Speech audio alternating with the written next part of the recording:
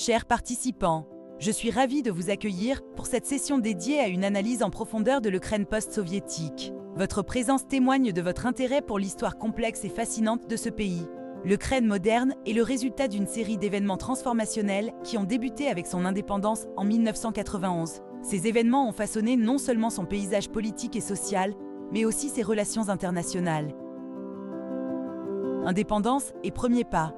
Après la dissolution de l'URSS, l'Ukraine doit rapidement établir ses propres institutions. La transition comprend l'adoption d'une série de lois fondamentales pour remplacer les structures soviétiques.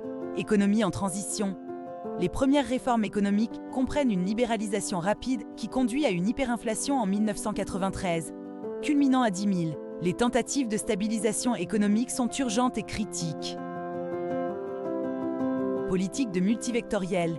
Koutchaïtcha navigue entre l'Est et l'Ouest, cherchant à équilibrer les relations avec la Russie et à établir des liens plus étroits avec l'Europe et l'OTAN. Scandale et politique intérieure.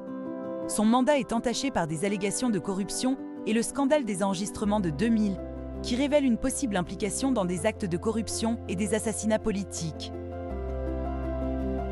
Détail des élections de 2004. Les élections présidentielles sont marquées par des fraudes massives, entraînant des manifestations nationales et la répétition du second tour, un événement sans précédent. Réforme post-révolution. Malgré les espoirs de changement, les réformes démocratiques stagneront souvent en raison de luttes de pouvoir internes et de l'incapacité à rompre avec les pratiques oligarchiques. Politique pro-russe. Yanukovych renverse plusieurs orientations pro-occidentales de ses prédécesseurs, menant à une consolidation autoritaire du pouvoir. Le déclenchement d'Euromaidan. Le refus de signer l'accord d'association avec l'UE en novembre 2013 provoque des mois de manifestations, aboutissant à sa destitution en février 2014. Annexion de la Crimée. En mars 2014, la Russie annexe la Crimée, un acte largement condamné sur la scène internationale, mais soutenu par de nombreux Russes et certains Criméens. Conflit dans le Donbass. La guerre dans l'est de l'Ukraine commence avec l'apparition de groupes séparatistes pro-russes, entraînant une intervention militaire et un conflit persistant qui reste non résolu.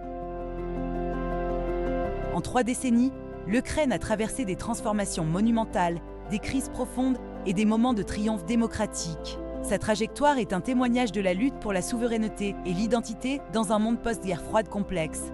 Merci pour votre engagement à comprendre cette histoire riche et nuancée.